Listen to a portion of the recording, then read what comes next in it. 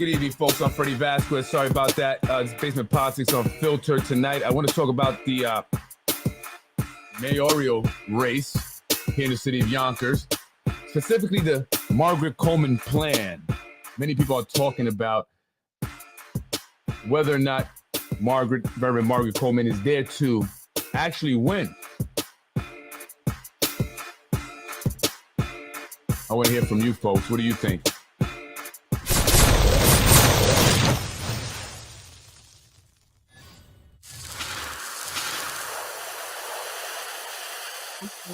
Let's get it popping. Good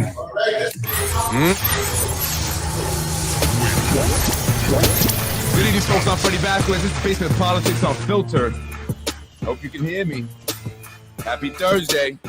Weather's a lot better. And so tonight, let's talk about the Margaret Coleman plan. This is what I'm hearing. This is just what I'm hearing. And so I want to talk about it. I want to hear from you folks. What do you folks think?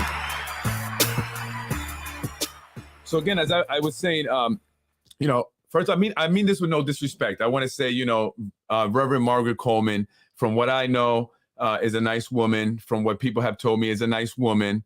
So I don't mean this in any disrespect. And yes, I do. I can call her. I do have a number, and I can reach out to her. And I have mentioned, some of this when I saw her the last time. So, I want to first put that out there, right? It's not any disrespect. This is just what I'm hearing. So I want to talk about it. And, I have technically, I guess we spoke about it and, you gave your side or you said what you had to say. And, sometimes I say, if I call the people, I know what they're going to say already. Right. So, it's like, but anyway, no disrespect. But, people are wondering, is Margaret Coleman in it to win it? Right. Is she there to actually become the next mayor of the city of Yonkers?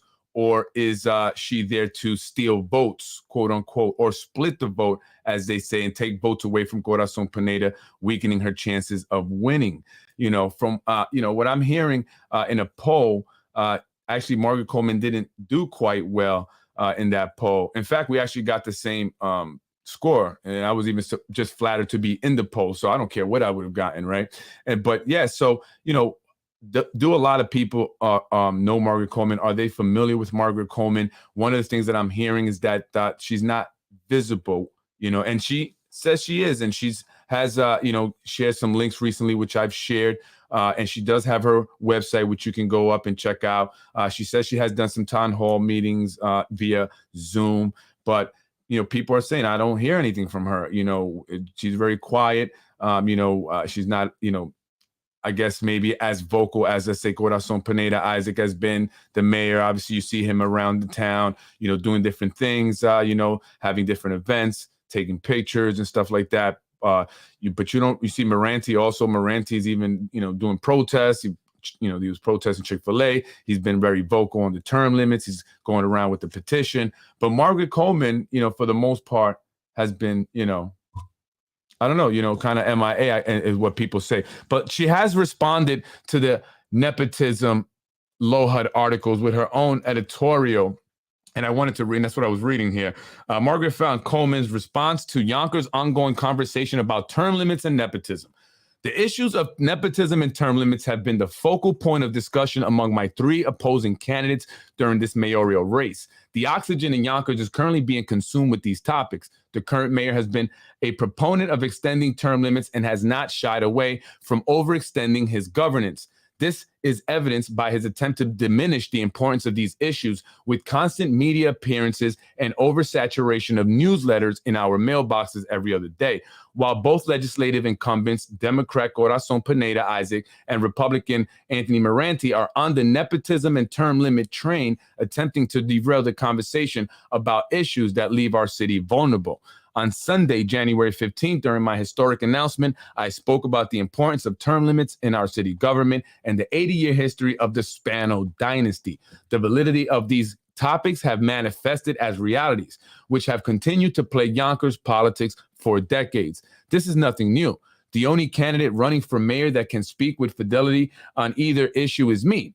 It is I who has no familial ties, neither present or past, working within the city of Yonkers. And to be perfectly clear, nepotism has no place in any of our governmental institutions. In full transparency, my husband, Reverend Frank E. Coleman, along with other courageous and civic-minded members of Yonkers, put their livelihoods and reputations on the line to defend democracy with a lawsuit against the city's attempt to usurp the will and voice of the people in direct response to the legislative body's overreach of extending term limits for the second time on the behest of the mayor.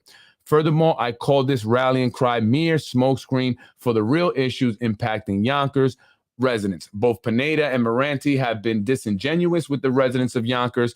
Although Moranti has disclosed one family member who is employed within the city government, neither have disclosed their entire familial ties within governmental positions. Since both have positioned themselves against extension of term limits, the voters have a right to know.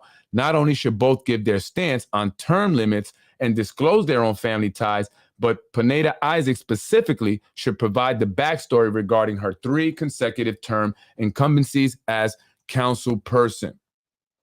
So she does acknowledge that the mayor is overreaching, is in favor and a proponent of extending terms and possibly even eliminating terms. And she says that she has spoken out against it. She mentioned that in her announcement speech, but her candidates are merely using that as a smokescreen to avoid the real issues. And she wants to focus on the real issues, not the nepotism and corruption that we have been speaking about, we've been hearing about, have been rumored about for years. She says are realities, right? But she wants to focus on the issues. And so here are some of the issues, or what she says are the issues that are important here in the city of Yonkers that we need to be discussing, right? Here are the real issues plaguing Yonkers. Housing, the lack of affordability and the ability to have upward mobility of home ownership. Education, the lack of equitable educational opportunities for all students. Public safety, the lack of personnel and equipment required to meet the safety needs and concerns of our growing urbanization. Infrastructure, the lack of resources to meet the crumbling infrastructure and environmental and health injustices issues. It is time for new leadership that will be responsive to all citizens of Yonkers. No more deflections from the real crisis plaguing our city. Both councilpersons should have dealt legislatively over the tenure of their incumbencies to stop the train at the gate. We as Yonkers One community can finally make the right choice beginning June 17th to the 25th for those Democrats, and on June 27th, primary day, and vote no to deflective rhetoric and sidebar issues that don't house, feed, or keep a community safe. So what do you folks think about that? What she has to say there. And that's Reverend Margaret Coleman. That's her editorial that she put out in the Yonkers Ledger, actually. I thought it was Low HUD, but it's in the Yonkers Ledger. And so, again, the rumors out there saying people are wondering because they don't see Margaret Coleman very much. Is she there simply to take away votes from Corazon Pineda Isaac, to split the vote in order to give Mayor Spano a much better chance? And is something else, what she's looking for, right? Is she looking to possibly, help out there, get Corazon or weaken Corazon so that the mayor can be successful in the primaries and maybe gain support for another position like city council president? That's what, people are wondering. People are talking. They just don't understand why we don't hear more from Margaret Coleman, right? We hear a lot from Corazon. We hear a lot from Moranti. Moranti's going around with the petitions for the term limit. So you're hearing that. You hear, obviously, Mike Spano. He's going around. He's, taking pictures, doing different things in the schools now and with the police and, all these different events. But Reverend Margaret Coleman is not really, visible or being heard by what people are saying, right? So I'm just saying what people are saying. She was at the Puerto Rican Day Parade. I didn't see her, but she was there. So what do you folks think? Is Margaret Coleman, Reverend Margaret Coleman, in it to win it? She truly, and so, and they talked about the lawsuit, and this is something that I haven't really spoken about a lot. And, right now, I believe it's an appeal. I don't have a lot of the information, but her husband, who's Reverend Frank Coleman, he is also the president of the Yonkers NAACP, is on the lawsuit, along with Keisha Skipper. Keisha Skipper is the vice president of the Yonkers NAACP. And in the beginning, many thought that she was the campaign manager or played some important role in Reverend Margaret Coleman's campaign. But as of recently, I was told that that's not the case. And I have not seen Keisha Skipper, and I know she's having, dealing with some health stuff. So maybe that's the reason why she hasn't been around. But, I found it to be very strange when I heard that Keisha Skipper was on the lawsuit, right? I just thought that was very odd because it was Keisha Skipper or one of the people that Lakeisha Collins Bellamy thanked in her victory speech. And why is that important, or what does that matter? Well, Lakeisha Collins Bellamy is the one that introduced the legislation to extend the term limits all by herself.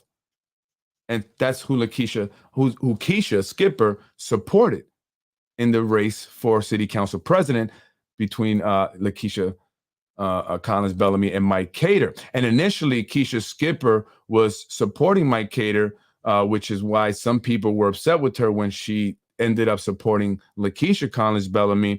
And, many people said it was the identity politics thing.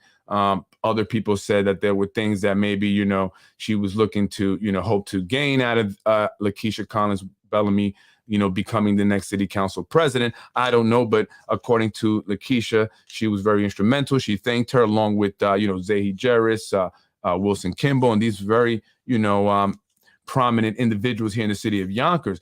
And now she's on the lawsuit that, against the city and the mayor because of the term limit extension. Right. So which one is it? I mean, you kind of helped create that mess, right? Now you trying to, and that was a whole craziness. I don't know what's going on. Maybe somebody could give me an update on that. But it looks like it's not going to happen before the primaries, right? I know that initially the judges ruled that it wasn't, they didn't do anything wrong there. City council the city council members were within their legal rights or their, fiduciary duty or whatever to go ahead and extend the term limits. And so now it's an appeal, and Michael Sussman is, trying to get a rush on it in order to get that appeal heard, before the primaries. But it doesn't look like that's going to happen, right? We're at June 8th, and the primaries are June 27th. Early voting is June 17th. So it doesn't look like it's going to happen, and I don't want to be negative, but I didn't think that was going to be successful. There's so many reasons why, from the judges, that we can't always trust, from just, the way they do things. I didn't believe that was going to be the way that they would be successful in stopping this. What I felt was that we needed to come together behind someone and support that person all the way through, right? Pick a candidate that we wanted to support and all the way through. And so here we have candidates, Margaret Coleman, we have Corazon Pineda Isaac, and Mike Spano in the primary. And a lot of people are not happy with any of the candidates. So it's like, what's going to happen?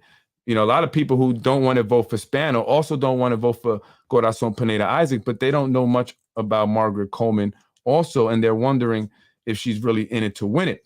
And sources are also telling me that Margaret Coleman was also, I guess, going around and knocking on doors, I guess, speaking with people in the community. One of the buildings that she had been in knocking on doors was a building that was very pro Corazon Pineda Isaac. And according to a source that told me about this, they said that, some of the people were kind of upset with Corazon now because they're hearing that she also had family members working for the city. And I said, well, yeah, the mayor does too. I said, well, everybody does pretty much. They're like, oh, yeah. So they were saying that maybe she might be losing support because they're hearing about the fact that she has family members, but not really hearing the fact that maybe the mayor also has a lot of. It's crazy. Like, this whole politics stuff here in the city of Yonkers is very crazy. People will, just do all kinds.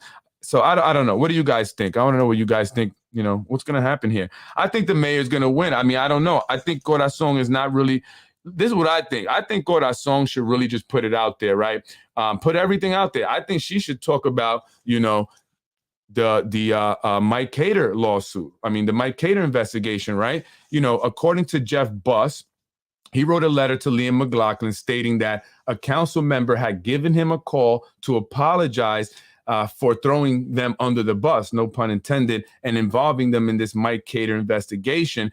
And according to the letter, the person stated to Jeff Buss that they had done it because of political pressure. So the only reason that they signed the letter and to, Ashley and McLaughlin to investigate Mike Cater was because they had this political pressure.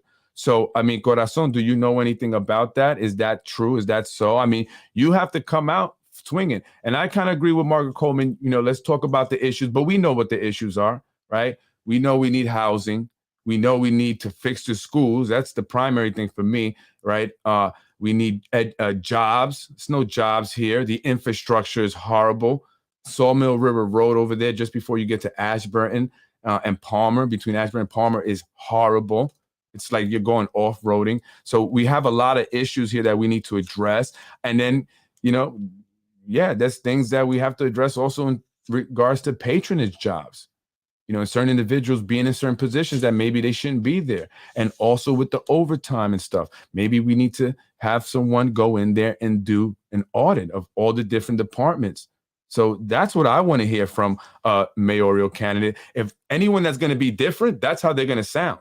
They're going to be saying, listen, we're going to go in there. We're going to do audits. We're going to find out where we're spending money unnecessarily, wasteful spending. If anyone's stealing money, we're going to get them out of here. We're going to, take that money, put it towards the schools, because the priority is our schools, improving them. We need to do something and do something now. We can't continue to blame the state. You see what the comptroller has said. We need to review his, his report and make sure that we're doing exactly what he says. We need to stop this wasteful spending. We need to start being more fiscally responsible. We need to actually bring in jobs here. We need to get a housing ordinance that will help the people who need affordable housing and not be so concerned with the developers, right?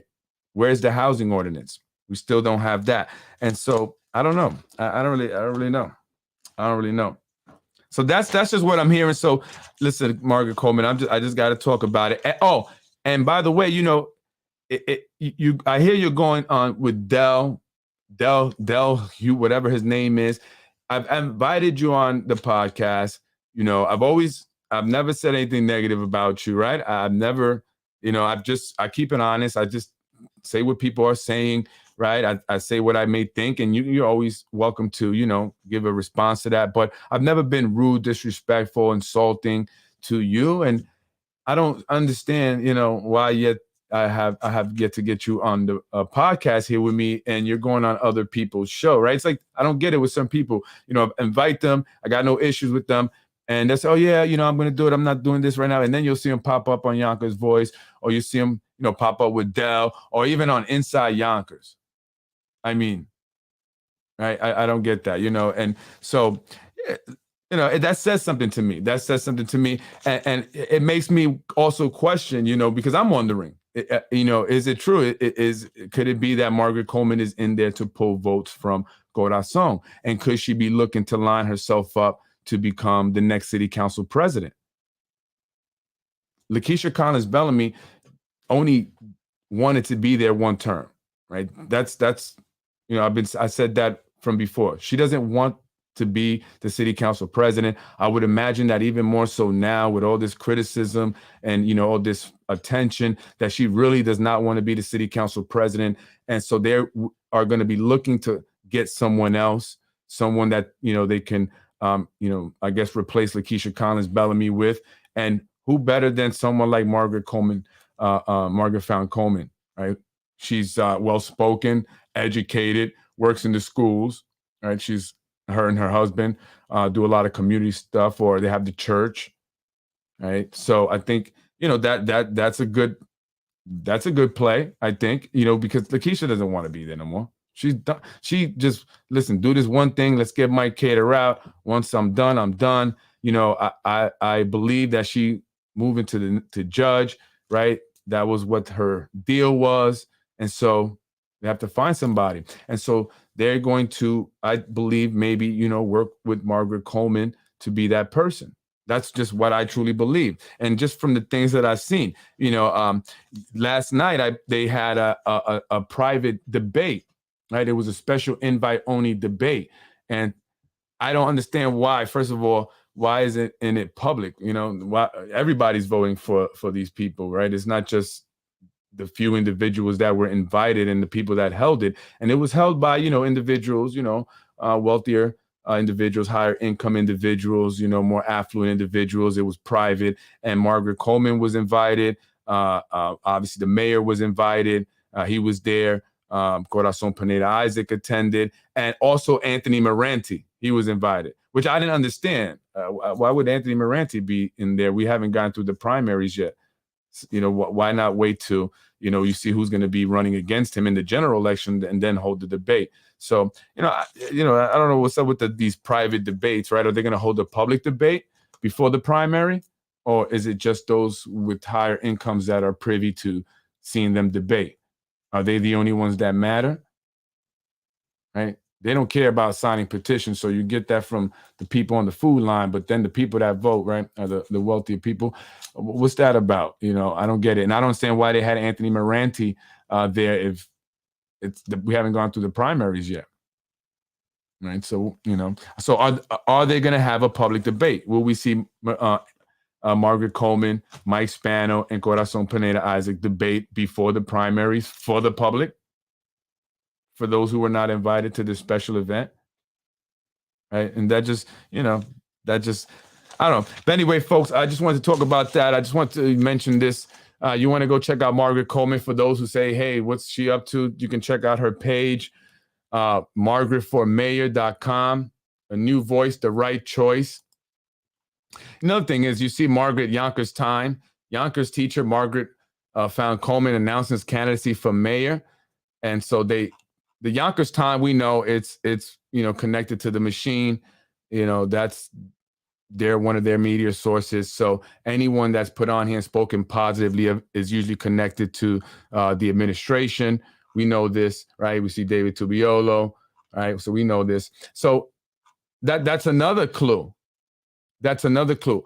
By the way, Ken Jenkins endorses Mike Spano. And I hear that there was a deal made for this endorsement and for, Mike Spano not to, I believe, run against Ken Jenkins, but I'll wait for that to come out. I know, what I'm saying, and we'll talk about it then. But he's endorsing Mike Spano. Phil Lamacone endorsed Anthony Moranti, if you guys heard about that one. Alarming classroom violence in Gorton High School as students assault teacher. And shocking incident that has raised concerns about school safety. A high school student in Yonkers has been suspended and arrested for allegedly attacking a teacher in the classroom. The incident, which occurred at Gorton High School, has shed light on the growing problem of violence in schools. And I've spoken about this, right? I talked about this. I mentioned this early on. I talked about it again with the recent shootings. According to Yonkers Police Public Information Officer Dean I'm not going to pronounce your last name. The 16-year-old student whose identity remains undisclosed due to her age, so female, reportedly struck the 50-year-old teacher on Monday. Disturbing video footage of the incident spread across social media. It depicted the student repeatedly striking the teacher while she laid on the floor behind her desk. The severity of the teacher's injuries have not been confirmed, and they want to tie it to a growing national problem. Let's not tie it to a national problem. Right, we're talking about the city of Yonkers and our problem here and the gang problem that does exist in our high schools, right? And this is what I'm looking to work with the city to help with. And it's going to be a pretty rough summer this year, I'm hearing. And so Yonkers Police, you should inquire more about that than that other stuff. And by the way, that stuff, Officer Dean, that email I got. Listen, you can also email David Tubiolo. I mean, he's a county legislator. Is he more obligated to, present the information than I am? I'm just saying, I'm just saying. Anyway, folks, I'm Freddie Vasquez. This is Basement Politics Unfiltered. Is Margaret Fountain Coleman in it to win it? Or is she there to split the votes, to help weaken Corazon's chances of becoming the next mayor or at least winning the primary election? And will she become the next city council president? I don't know. Let's see what happens. Let's see. I'm Freddie Vasquez, Basement Politics Unfiltered. Again, I mean no disrespect. Reverend Coleman. I just talk about what I'm hearing and just what I see. I'll just be honest. We're not hearing a whole lot. I am hearing the rumors. I also heard that in the very beginning, there was a deal that was supposed to have been made, right? Where, whoever was doing better was going to, or whoever between you and Corazon and Margaret Coleman Fountain, that one of them was going to step back so that this would not happen, right? If you don't, like, it's like me, Freddie, why are you doing it, right? If you're not going to probably have enough votes to win, right? Why not step out the race and allow Corazon to, just face the mayor, because the Spanos, they didn't challenge Coleman's petitions because they wanted her in there, right? That worked better for them because then Corazon now is going to compete for votes with her, right? And that's going to weaken her. So I hear that there was supposed to be a deal, right? And I would imagine at this point that it would have been Margaret Coleman who would have, bowed out gracefully and supported and put her resources behind Corazon Pineda Isaac. But for some reason that didn't happen, and I'm not sure why. And so, thinking about that, also obviously, and you're a smart woman, that you remaining in the race is not going to, help Corazon out at all. It's going to hurt Corazon. And, you're probably not going to get enough votes that are needed to beat Mike Spano. So why remain in the race? Why not get behind Corazon, put your resources and support behind Corazon? So the fact that that's not happening, and I'm a strategist. I like to, analyze things. I'm very analytical. I like to run things in my head, the whole, so this is just me thinking. And so, it doesn't make sense, right? You're not gonna, no disrespect, but I don't know if you're gonna get enough votes to beat Mike Spano. I just don't think so. I don't think that you are able to pull votes from a certain demographic, a certain part of Yonkers that you will need to do that. And whether Corazon or not, can do that herself. Also, I think that her, tenure, that was mentioned, has given her more notoriety and has, she has more support from, established organizations that can help with that can help spread the word and help gain support from people maybe she's not reaching right away. But, you necessarily don't have that machine, right? And you're not pulling these people. So it's not going to happen. I'm just being honest. It's not going to happen, and, and then you don't come on my show, but you go on these other guys, you know what I mean? So usually people that avoid my show are the people that, are rolling with the other team, you know what I'm saying? So, and, just I put these things together and I get this, conclusion, and just me thinking, I believe, other people are saying it. They believe that you're there just to split the votes. But I believe that not only are you there to possibly split the votes, but also that, you may be, lining up a situation for city council president.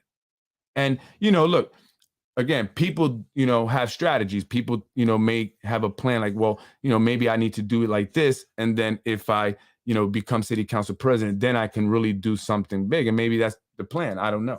Maybe that's your, sometimes you have to kind of, give a little to get, I guess is the compromise thing. So I get that. I totally would understand that thought process, that train of thought, that derailed train of thought. Anyway, folks, I'm Freddie Vasquez. I just keep it honest. I just say how, at least how I am, what I feel, and again, nothing disrespectful. I just want to be very clear, no disrespect.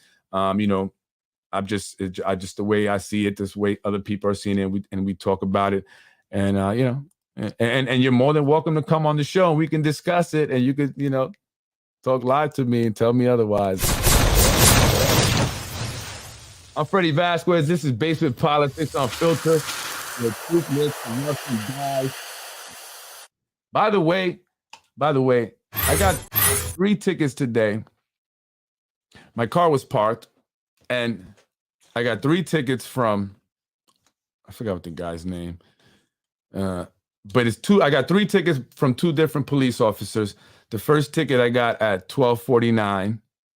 The second ticket from one officer. The second ticket I got at 12:50 from another officer. And then that same officer that gave me a ticket at 12:50 gave me another one at 12:54. 3 tickets. for registration. My registration is valid. So I'm gonna plead not guilty. They're saying the plate again. I don't have the custom plate on anymore, but that plate is for my car. Right. So another thing. So, I don't know. Listen, I don't know. Usually cops, that police officers don't go around really giving tickets like that. Whatever. It is what it is. I'm Freddie Vasquez, this basement politics. I just thought it was weird. Why two different cops? One gives it at 12:49, another one at 12:50, then at 12:54. I mean, I got two tickets within a minute, right? And then another one within 4 minutes later, but it was by the same officer. Why I don't get the time. Anyway, but they bogus. They're bogus. You waste your time. I'll be in court. And I beat those other ones, those $800 tickets. That they were crazy. That was all. Anyway, folks, I'm Freddie Vasquez. This is Basement Politics Unfiltered. What do you think? Is Margaret Coleman in it to win it? Or is she there to split the votes, like I said? I don't know. I believe that, she may be there to split the votes because there was a deal that was supposed to be made, right? Where, she was going to pull back and support Corazon and give all her support to Corazon so they wouldn't create this problem, right? But why would you create a problem like that, though? I mean, if you're trying to take out Spano, you're both going to not win because the votes are going to be split. So unless that's the goal, it doesn't make sense to remain in the race. Right? I'm just saying. I could be wrong. It's 2% that's wrong. Ready, wins. Fatality. No!